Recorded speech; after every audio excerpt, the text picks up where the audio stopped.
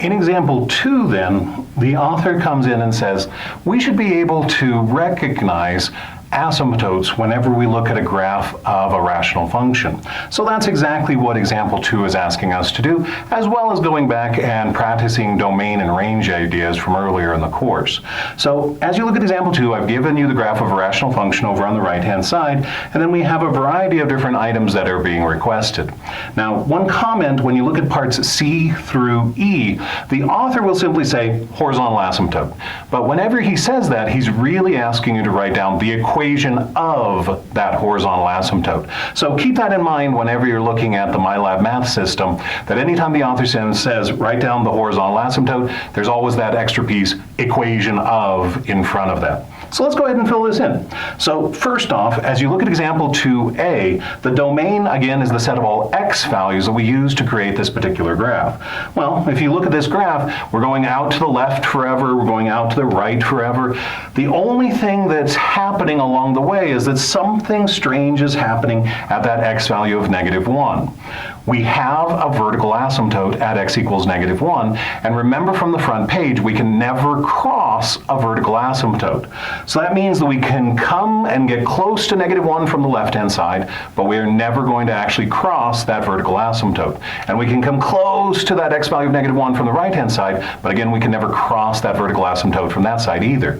So x equals -1 is the one value that we cannot use on this particular problem. So we can say that then by writing this in terms of set builder notation to say we don't like -1. Now the range, as you look at this particular graph, notice that everything on this problem is graphed above the x-axis. If everything is graphed above the x-axis, that means that we have y values that are positive. Another way of saying y values are positive is to say that we have y values that are greater than 0. Now, is it possible to cross a horizontal asymptote? Yes, but on this particular problem, we don't happen to do that. And if the author wanted us to actually play a game of what would happen if we cross, it would be a lot more precise than the graph that I gave you. So this one we can assume we're not approaching because there's nothing on this horizontal asymptote that says this is the place where we're going to cross through that horizontal asymptote. So if you're looking at this picture and you're thinking, did we cross? If we wanted you to see that it crossed, we would have been very precise to say this is the place where we're actually crossing. This one doesn't, so we know then our y values are going to be strictly greater than 0. Next off then, it says what's happening in terms of intercepts. Well, once again, on this particular problem, we're saying that it's not going to cross that horizontal asymptote, so that means then that we're not going to have any x-intercepts. But we do have a y-intercept. We cross through the y-axis at 2. So let's go ahead and write it. And again, your author defines intercepts in general as points, and that's what's requested here. The intercept then is going to be the point 0, 2. So now that we have that then, we're ready to do the new stuff, the idea about asymptotes. So part C, it says, what is the equation for a horizontal asymptote? So once again, a horizontal asymptote is going to be a horizontal line that we're approaching on the left-hand side and the right-hand side of our graph. That's exactly what we have here. We have a situation where the left-hand side and the right-hand side are getting closer and closer to the x-axis. Well, the equation for the x-axis is y equals 0. Remember that anytime you write down the equation of a horizontal line, it's always going to start with y equals. So in this case, y equals 0. Next one, then we have vertical asymptote. Well, that vertical dashed line that our graph approaches is going to be x equals -1. We're getting close to the -1 from both the left and the right, and on the left-hand side, we're swooping up forever, and on the right-hand side, we're also swooping up forever near that x value of -1. So we would write down x equals -1. Next off then, we have the equation for the oblique asymptote.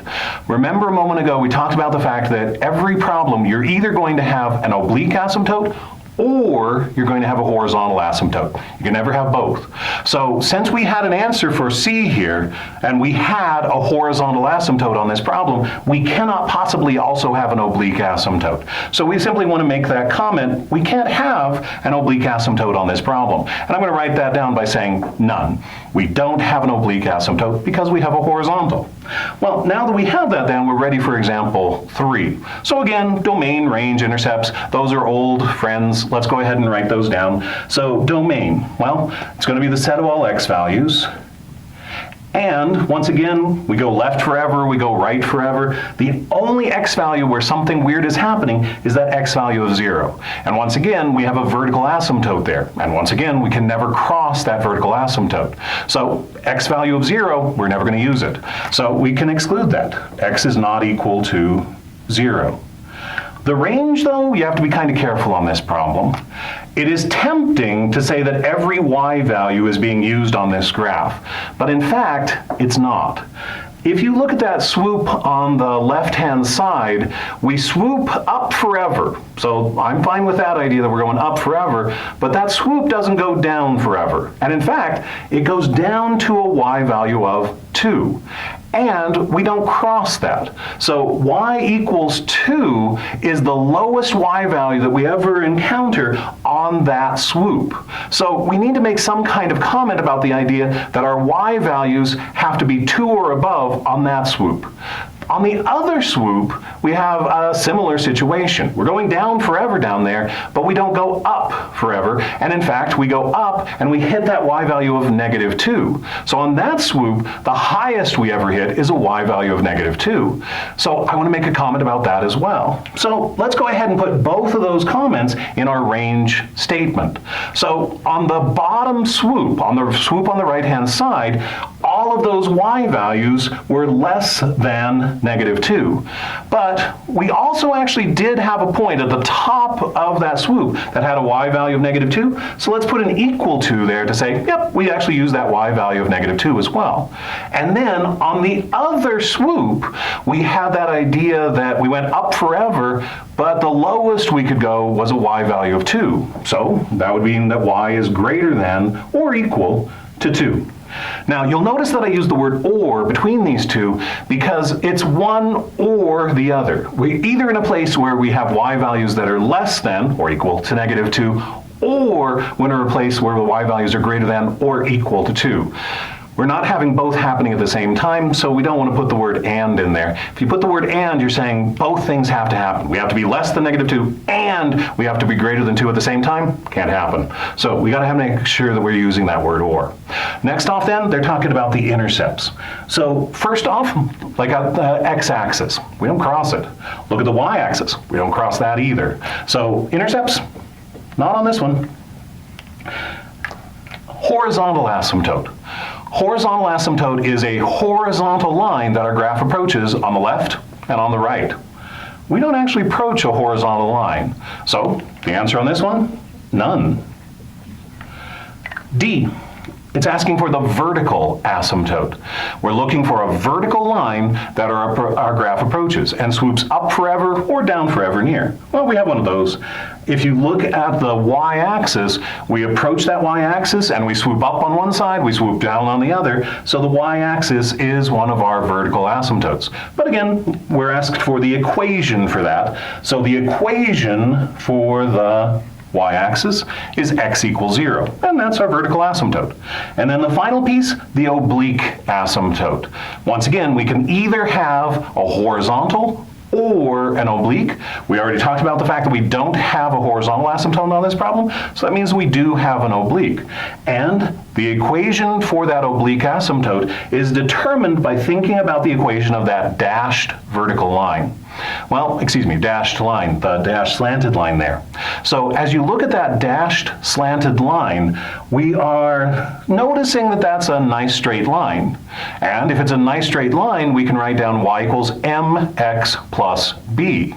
Well, y equals mx plus b, the m stands for the slope and the b stands for the y-intercept of that dashed line. Be careful, don't think about the fact that it's going to be the y-intercept of the graph. It's simply the y-intercept of the dashed line. So let's start with that. The y-intercept of our dashed line is going to be 0. So I know my b is 0. And remember that slope can be thought of as rise over run.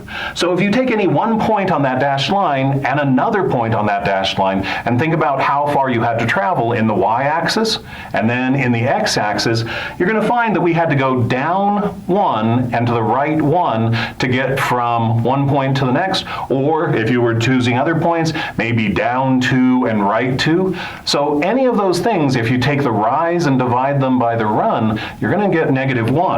So our slope is -1.